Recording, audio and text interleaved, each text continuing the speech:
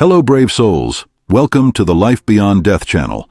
Prepare to be captivated as we dive into 3 spine-chilling tales of spirits and supernatural encounters, all recounted by truck drivers who have braved the darkest roads across the world. If these stories send shivers down your spine, let us know. There are many more to uncover. Thank you for joining us. And now, let the haunting begin. My name is Charleston, and I've been a truck driver for 20 years on these vast roads of California. I've been through many things, but there's one story that I can't get out of my head. It happened about 5 years ago. It was a rainy October night, and I was traveling from San Francisco to Salt Lake City in Utah. I had just picked up a heavy load and knew the journey would be long and complicated. The area I had to go through is already treacherous under normal conditions, but that night it was worse. The rain was pouring down, and the dense fog made visibility terrible. I turned on the fog lights and reduced my speed, trying to keep the truck stable on the tight curves.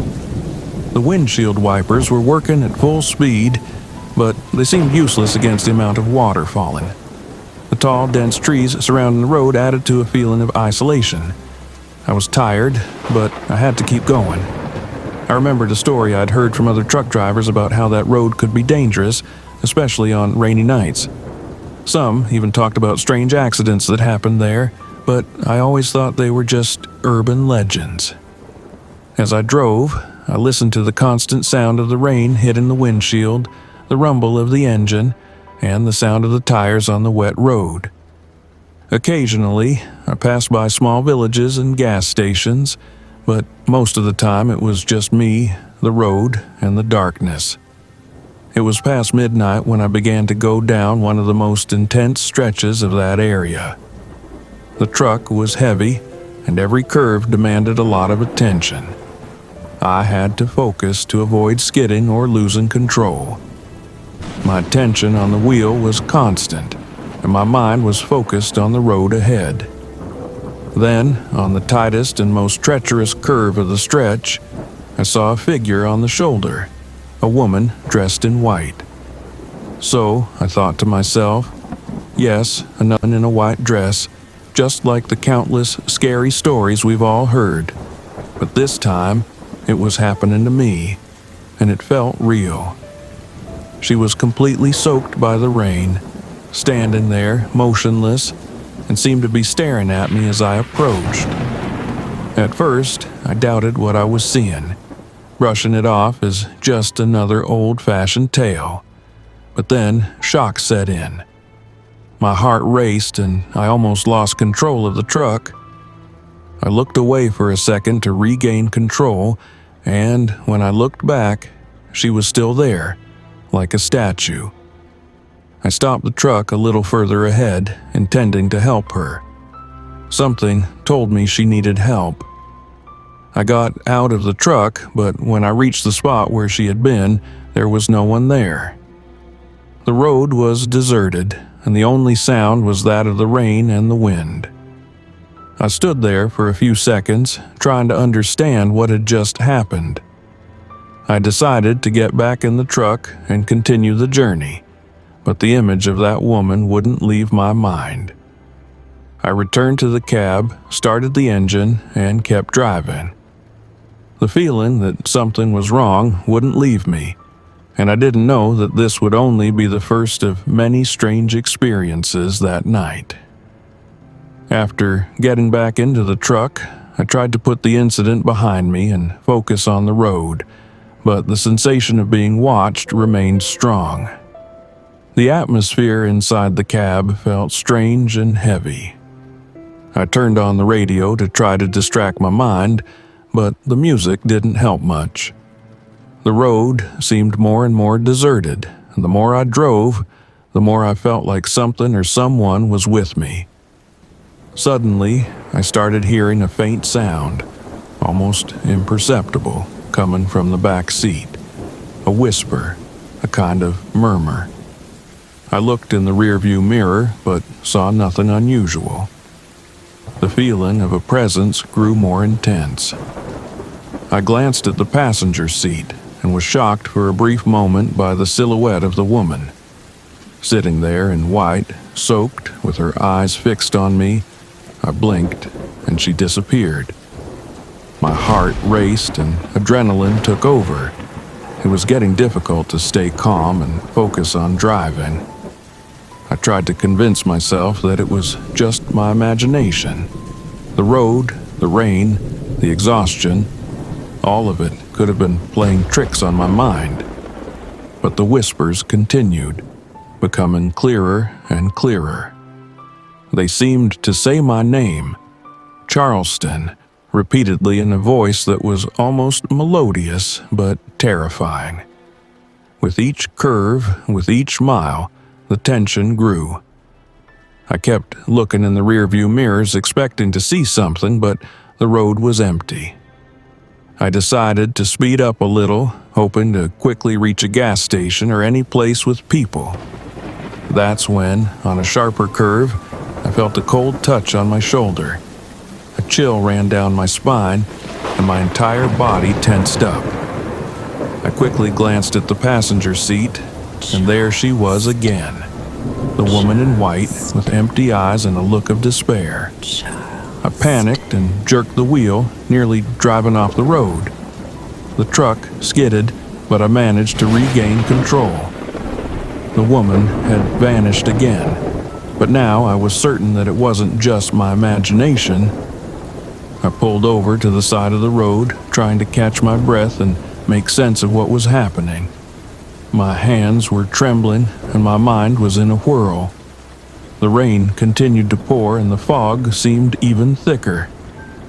I thought about calling someone for help, but what would I say? "Hi, I'm seeing ghosts on the road." No one would believe me. I took a deep breath and decided to keep going, despite the fear and tension. I shifted gears and got back on the road, more alert than ever.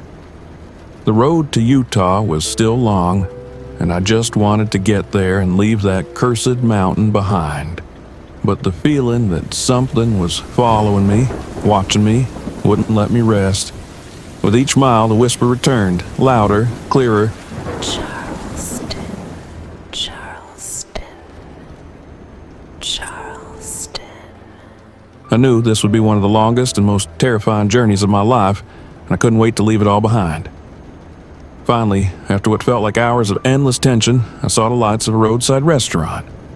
It was one of those places open 24 hours, frequented by truckers. I felt immense relief seeing people and movement. I parked the truck and practically jumped out of the cab, my heart still racing. I walked into the restaurant, and the smell of fresh coffee and hot food calmed me a bit. The place was relatively full, with several truckers chatting at their tables. As I waited, I looked around, trying to shake off the feeling that I was still being watched. That's when I noticed a group of truckers looking in my direction. One of them, a robust man with a gray beard, approached me. "Are you okay, friend? You look like you've seen a ghost," he said, half joking, half serious. I took a deep breath, and despite my hesitation, I decided to tell him what had happened. I talked about the woman in white on the curve, the whispers in the truck, and the constant feeling of being watched. When I finished, I expected laughter or looks of disbelief, but to my surprise, the faces around me were serious. "You're not the first to see that woman," said the bearded man. "We've heard this story before. Many who travel that road at night end up seeing her." Another trucker, a younger guy with a worn-out cap, added, "They say she's a woman who died in an accident on that curve years ago. The locals call her the Woman of the Curve." The first trucker continued, "The problem is, many who see her end up having an accident afterward, as if she's warning them, or worse, attracting disaster." I felt the chill down my spine. "What should I do?" I asked, trying to stay calm. "Pray, my friend," said the older man. Pray and stay alert. Avoid driving on that road at night if you can. And if it happens again, don't panic. Keep steady and don't lose control.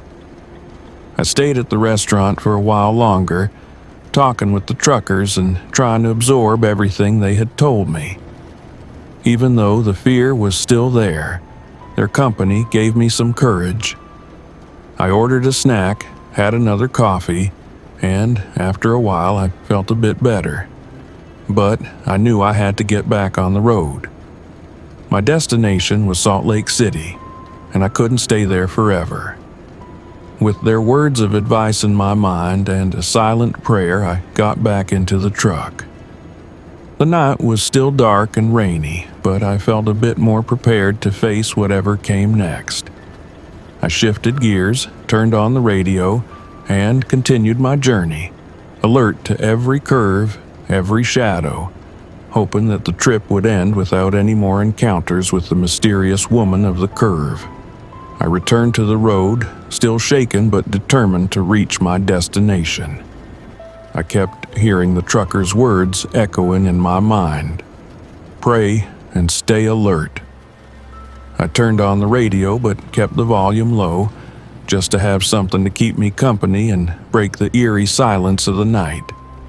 With each curve, with each shadow, I felt my heart beat faster. The rain continued, and the road seemed more treacherous than ever. I began to murmur a prayer, asking for protection and strength to face whatever appeared in my path. To my surprise and relief, the rest of the journey passed without further incidents.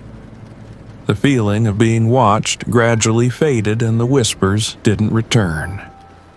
The presence I had felt in the truck seemed to have vanished, leaving only the constant sound of rain and the rumble of the engine.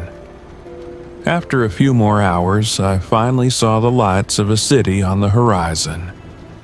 A mix of relief and exhaustion washed over me as I reached my destination and parked the truck.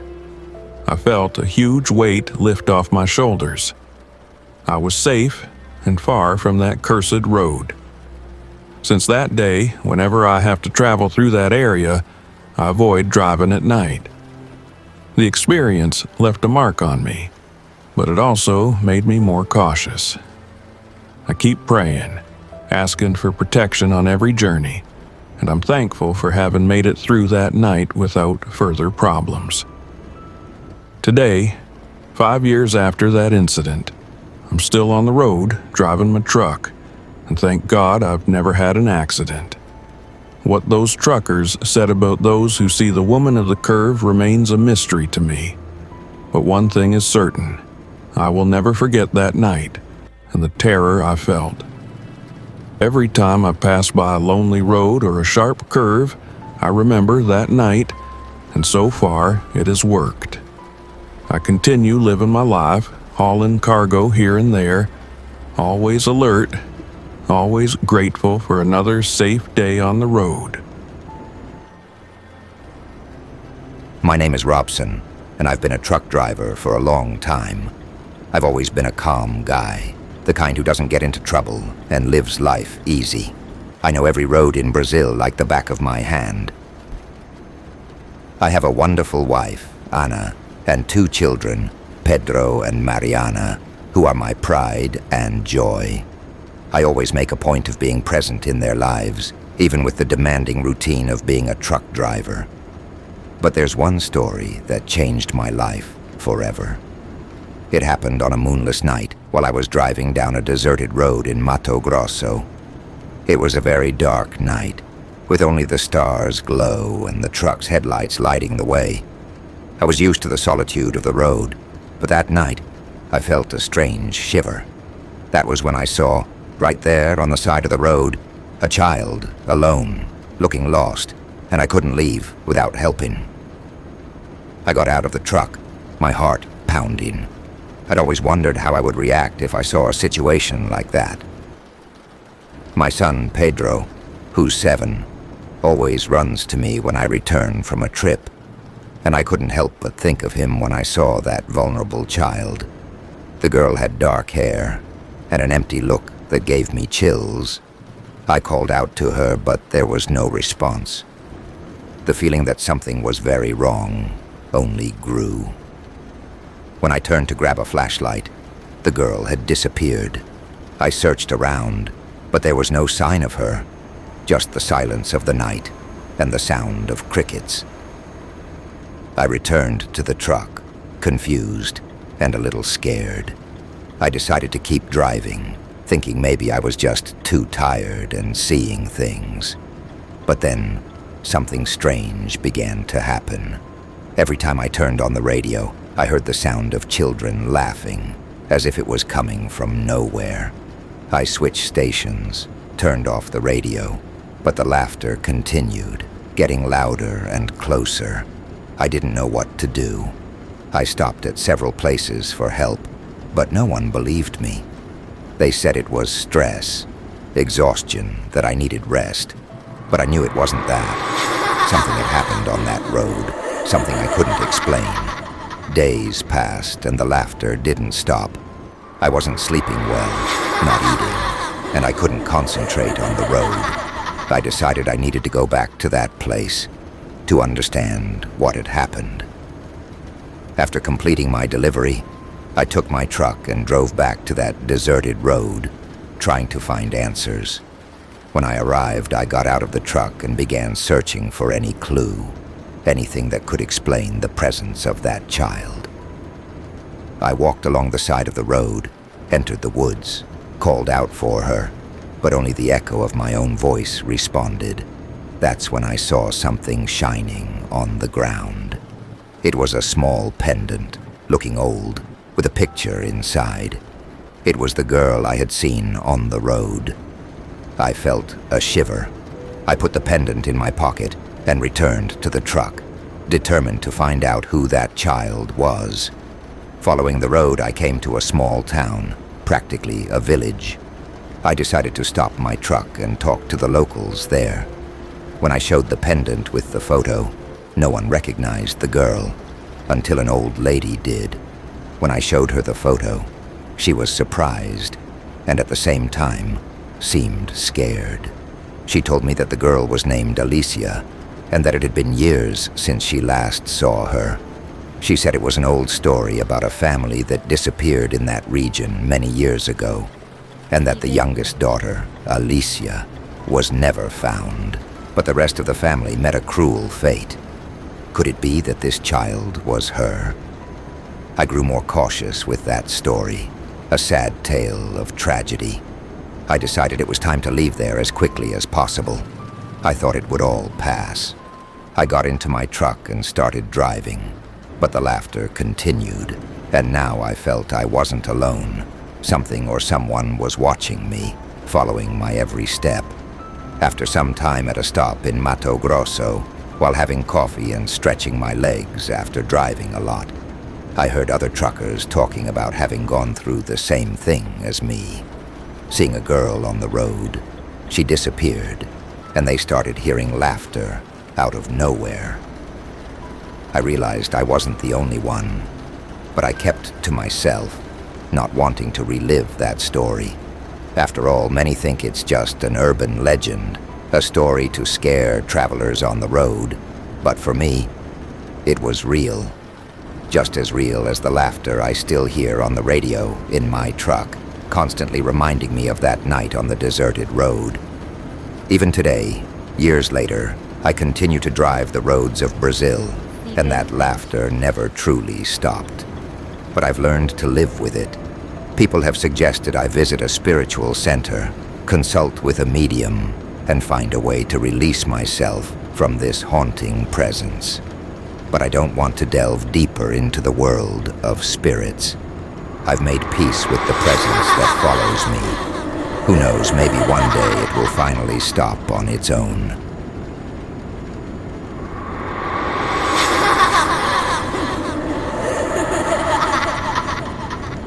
I'll tell you a story that happened to me a few years ago. I'm a truck driver, and have always loved this life. Nothing beats seeing new places and meeting different people.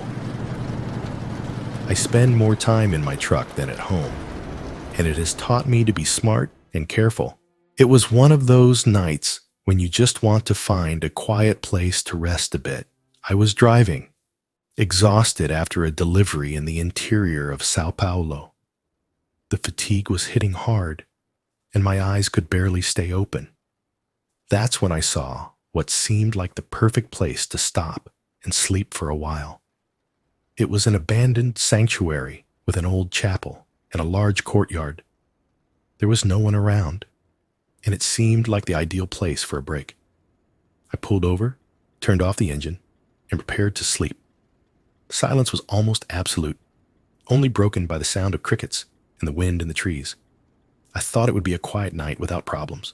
I stayed in the truck, looking at that somewhat gloomy place, thinking about the many stories such a place must have.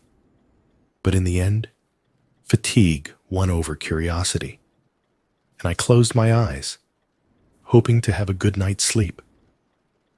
In the middle of the night, I was awakened by strange sounds.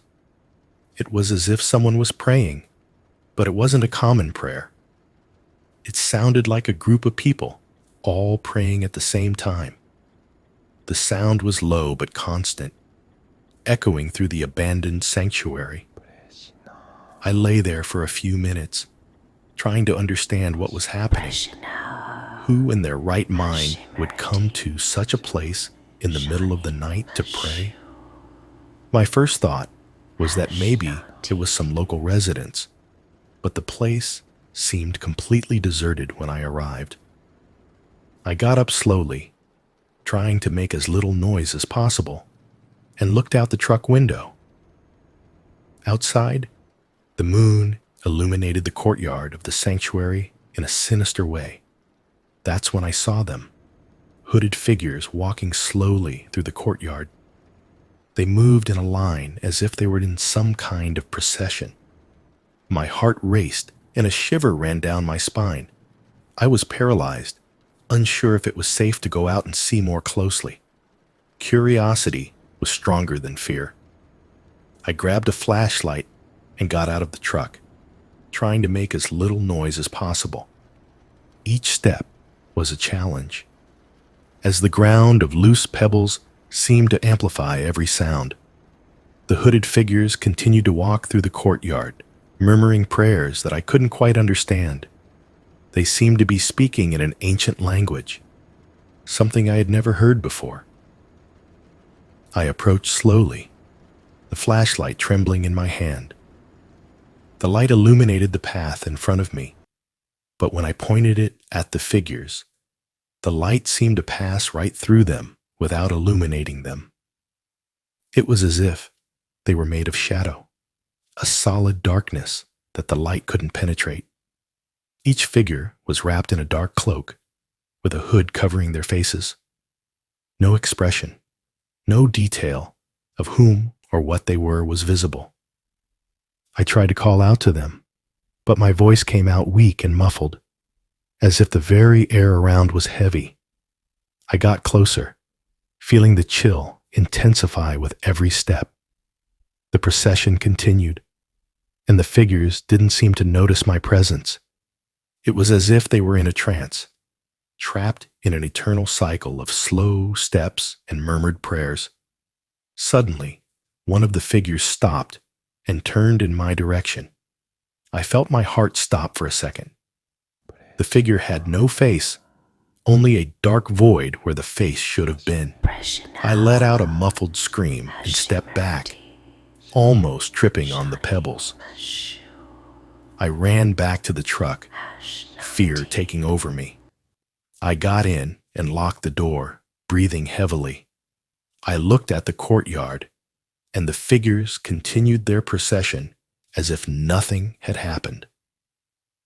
I started the truck and stayed awake until dawn, unable to take my eyes off those shadowy figures. When the sun began to rise on the horizon, the figures disappeared like smoke in the wind, and the sound of prayers ceased abruptly.